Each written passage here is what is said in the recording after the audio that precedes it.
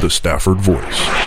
Profiles in history. His temper would get the best of him in dealing with his rival, and it would be a fatal mistake. Button Gwinnett was born 1735 in Down Hatherley, Gloucestershire, England. He was born a minister's son, but became a merchant while working in Bristol and Wolverhampton.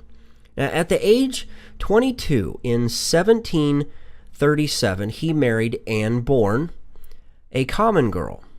A few years would pass, and in 1762, they would leave Wolverhampton for the American colonies. They eventually settled in Georgia.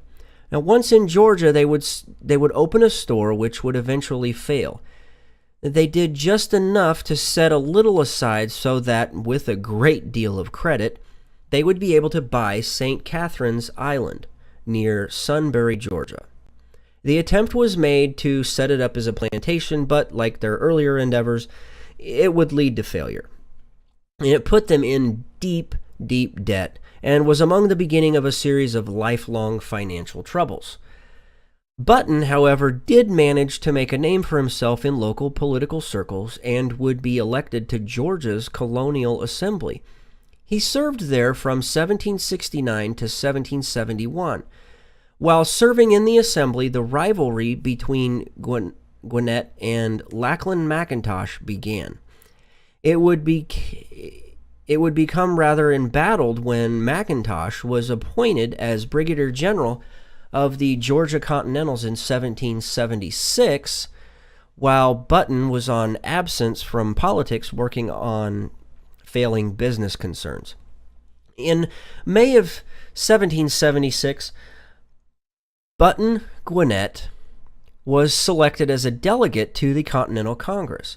While there, he would not only vote in favor for the Declaration of Independence on July 4th, he would also sign it on August 2nd with most of the other delegates. Now, you might be led to think that because his signature is at the top of the left side of signatures, he was one of the first to sign it. Instead, he was actually one of the last to sign it that day. Now, in February of 1777, Gwinnett would be back in Georgia with a rough first draft of Georgia's Constitution that he and John Adams both worked on. When Archibald Bullock, then governor, died, Gwinnett was appointed to finish the few months left in Bullock's term. For Button, this meant he was Georgia's commander-in-chief over his longtime rival, Lachlan Mackintosh. Once in this position of power, Gwinnett began purging the government and military of his political rivals. One of the first targets was George Mackintosh, Lachlan's brother. He was arrested and charged with treason against the Revolution. He would then throw Lachlan under the bus by ordering him to lead a poorly planned military expedition into the British-controlled Florida. It was a disaster. Both blamed each other.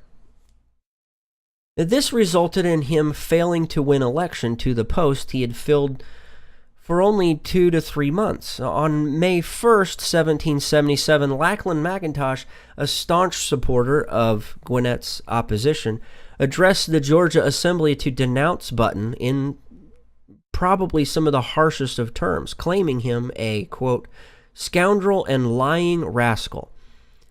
Gwinnett wrote Mackintosh demanding an apology, of which Mackintosh refused, and Gwinnett's temper got the best of him. Get this, challenging Lachlan to a duel.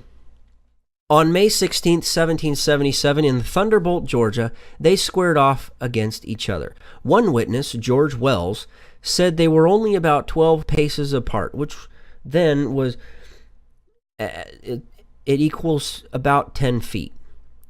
As Wells testified, quote, both pistols went off nearly at the same time when Mr. Gwinnett fell, being shot above the knee, and said his thigh was broke.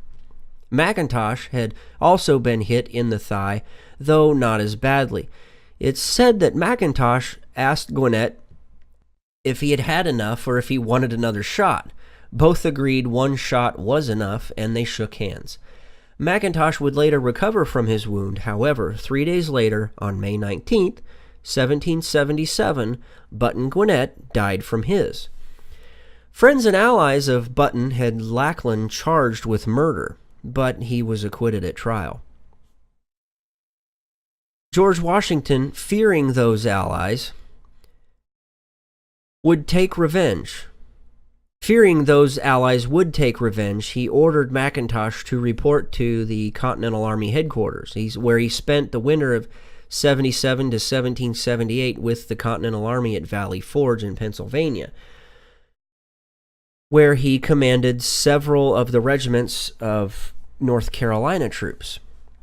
Now, many signers were content, knowing how great their accomplishment of signing the Declaration of Independence was, but the value Gwinnett placed on his honor played into his early demise. Ironically, years later, it's one of the main reasons he is remembered. If not for the duel, Button would have likely continued in politics and public life. Instead, because of such an early death, he signed so few letters and documents, creating his signature to be a highly sought-after one by many collectors trying for a complete set of autographs by all 56 signers. He's known to have only signed some 51 documents, most of which were IOUs, with only 10 in private hands, while the other 41 are in libraries and museums. The most recent was reportedly sold in New York for $722,000.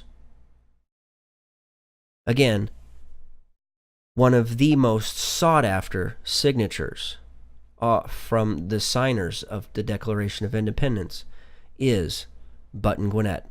And that is this week's Profiles in History.